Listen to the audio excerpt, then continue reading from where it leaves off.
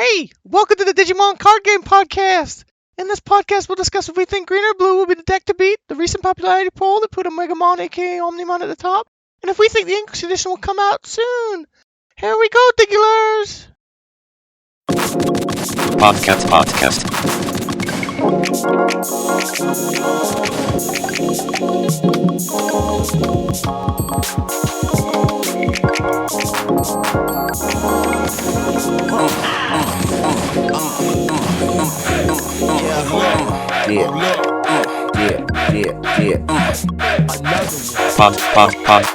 Podcast.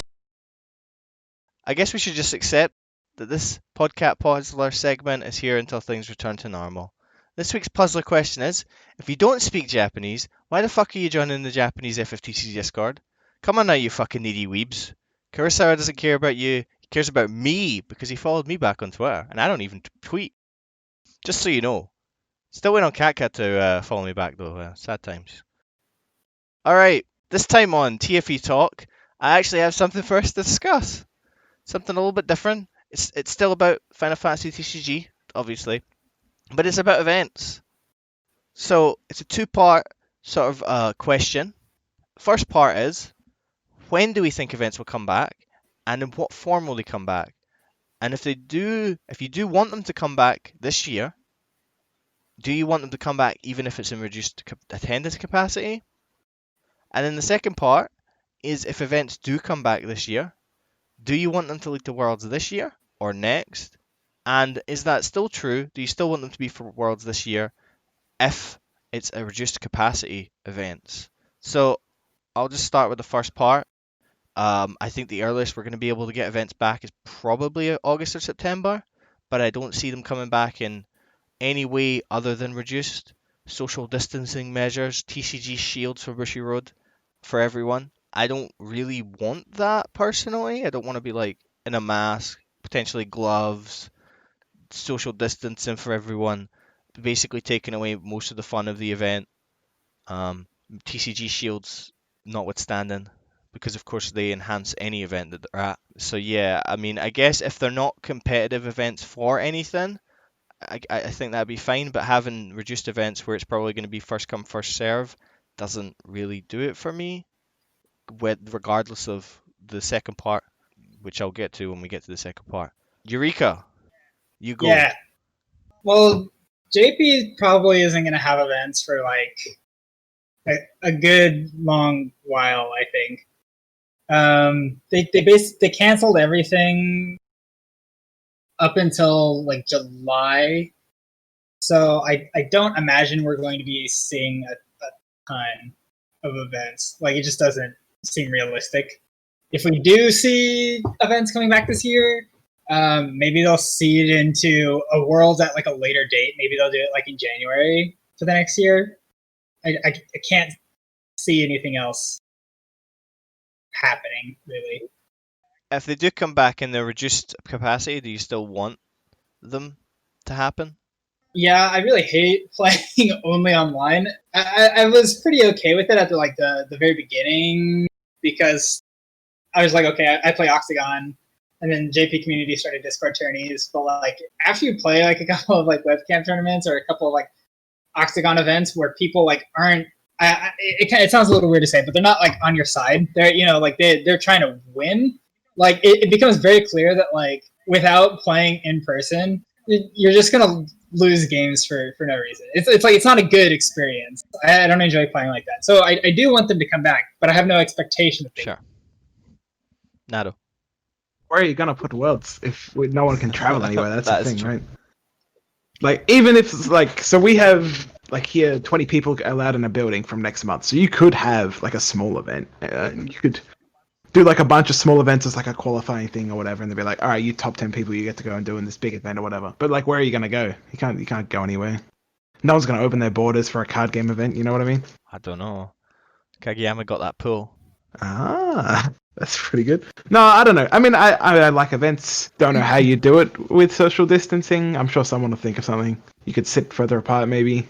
But like, most of the local game stores here are pretty small. You're not going to get many people in if you're a meter and a half apart. Yeah, I don't think so. It works with social distancing. It might work like with improved hygienic stuff at events. I don't know about social distancing though. Like they just don't go hand in hand. Yeah. Yeah, it seems hard. I mean, you could probably run locals because you can keep it small and like your spread isn't as far or whatever. But I can't imagine them, like any government's being cool with like, yeah, you can get a bunch of people from all over the state to come to one place, sit really close to each other, and then leave afterwards. So, like, I love events. Like Eureka said, playing online is really not the same thing. And I'd like events, but just there's no way they can have a Worlds anywhere this year. I wouldn't think, unless somewhere like someone has a vaccine tomorrow and they're like, here you go, have this, which is very doubtful. I guess in my mind, I think when things start to get a little safer and locals start to open up, that's going to be really good. But in my mind, I don't imagine they're ever going to want to even just like influence people to take a risk and like go out and go to like a major, because like no company really wants to be responsible for advertising an event just after we think we're on the safe side and eat the absolute PR disaster that is a new cluster breaking out.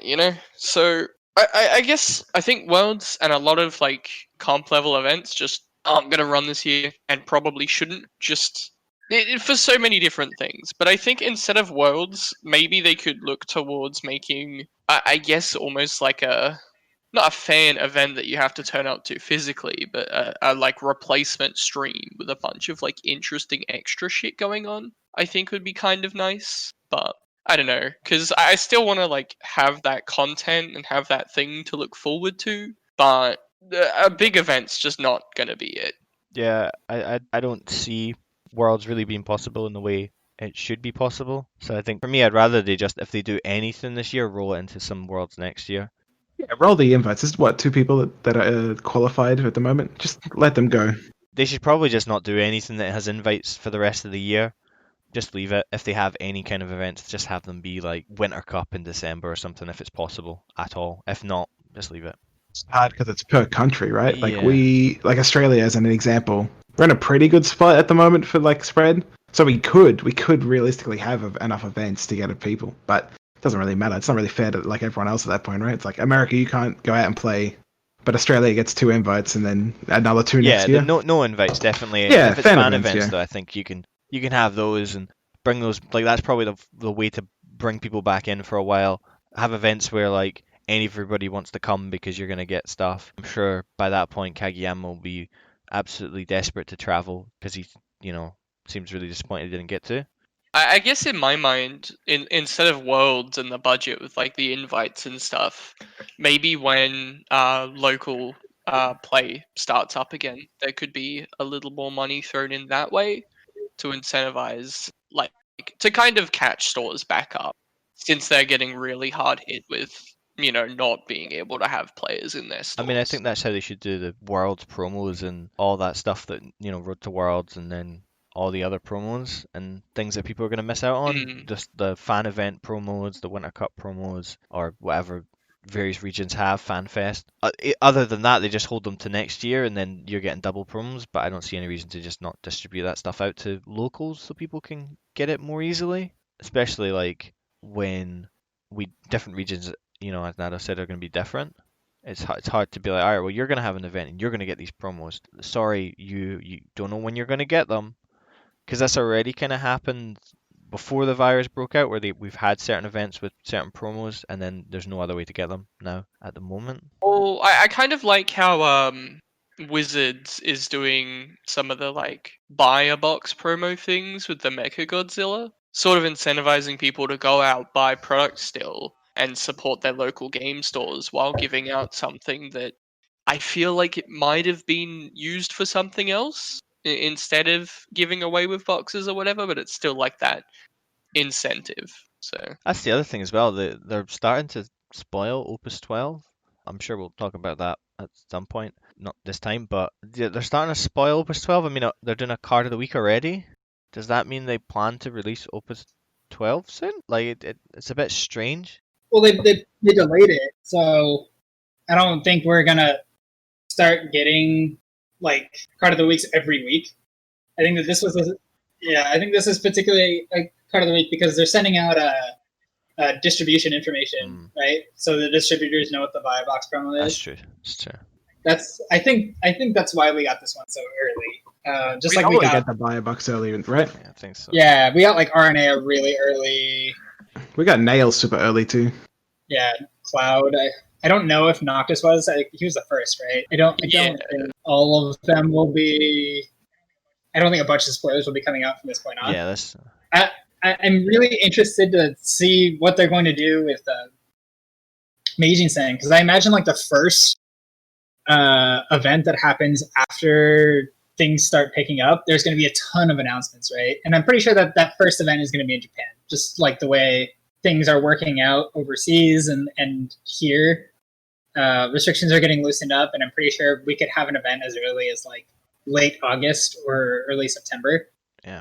I think that's when we'll start to get like all of the information regarding like when the release date for Opus 12 is reset to be and stuff like that. I don't think there's going to be enough time to have like an Opus 11 and then an Opus 12 season and then move on to Worlds unless they completely eliminate the off season, which is possible, but without a vaccine it's just going to, well, it's a speculation, but without a vaccine it's going to come like full circle again next winter, right? Or so it is being said to be. So yeah, if that is the case, we might not see Opus 12 until like, you know, February, March of next year. Or if it's really like the game will die if they don't release a thing, maybe like when Worlds would be happening, so like November-ish, I guess. Yeah, I don't know. I wonder if they'll bother now having an Opus 11 competitive season, or they'll just try and look to release Opus 12 as soon as they can. In Yeah, my surely mind, their sales are eating shit right now. Yeah. Right? So. I feel like they would just get out of the door as soon as like they feel if they feel like they can run events. I feel like they could ship up, you know, cards. like I feel like they're gonna run it out when people are able to play at local events, Yeah. and we're just gonna mostly skip the Opus 11 season, because at the end of the day they gotta make money. Yeah, yeah. It's actually given how good the set was, it's actually quite an interesting one. Yeah. Mm. It's kind of funny. This set was really awesome, but now that we've had like 3 months to play with it online, God, I fucking hate this set. But I mean, that's like with Opus 10. I mean, it's not as good as Opus 11, but everyone kind of was loving it, and then it went on, and it went on, and it went on, and it went on, and then people were like, yeah, can we stop now? And this one has the unfortunate nature of having that too, just because of everything that's happened, and also it just being basically online. So you have all the extra online problems that come from that. So yeah. For sure. Is there anything else anybody wants to discuss? Oh, hopefully the game stays alive. Hopefully they make good decisions. I don't know. It's hard. It's hard for a small card game that's not like the big three to stay alive during this. So hopefully they do. That would be like the worst thing, right? The game ends because of this shit. Yeah, even though they've done like a really sick set, and then yeah, Especially because yeah, this set couldn't have been better promoted either, because it's been in every copy of Final Fantasy Remake. Yeah. I think it's like, for them it's just going to be that fine line between releasing it when like in time for people not to be bored of the game, and also in time for it not to sell like garbage and lose them money as well. I think at least in Japan, as long as there's a local scene, people will continue buying the set and playing, because like a lot of like the longtime players of this game wouldn't give up just because there's even a whole year of no, like a lot of the players around here have been playing, you know, throughout chapters, and they've been playing for like 6 to 8 years, like since the beginning of the game, right? Not the beginning of the game for the globe, but like domestic Japan. And because of that, like even if there was a whole year of no events, they wouldn't just drop the game. They just keep playing other games like they already do, and then whenever they can go back to locals, they'll go back to locals. I don't know if that's the case for like everywhere though. I feel like a lot buy the product regardless of if there's a scene going on or not, just because I know a lot of people, at least that I've seen from like when I was working in the game store or whatever, a lot of people were just buying product to collect. Or just have something, Final Fantasy, and just never played the game. And I feel like those are going to happen regardless of what happens in our personal bubble, I guess. Yeah. Want to play some physical Final Fantasy TCG during lockdown, but have no one to play with? Introducing Card Game Buddy! That's right, Card Game Buddy is the brand new automated doll designed specifically for card game players. Made from repurposed sex dolls, Card Game Buddy is your best friend in the card game space. Press a button on the remote to play one of 13 sounds. From the encouraging, "Great job!" to smack talk like, "Wow, you really don't understand the fundamental concepts of this game at all." Yes, Card Game Buddy is all the joy of having someone to play with, but without the human connection. Note that Card Game Buddy is an animate doll and you will still have to pay for both players. Act fast and you'll get a great discount. Alright, on this podcast was me, Eureka, Zelen. That's it. As always, Every fucking month. Every fucking it's month. time once again to sign off with the podcast iconic / signature saying, what is a biter? Bye.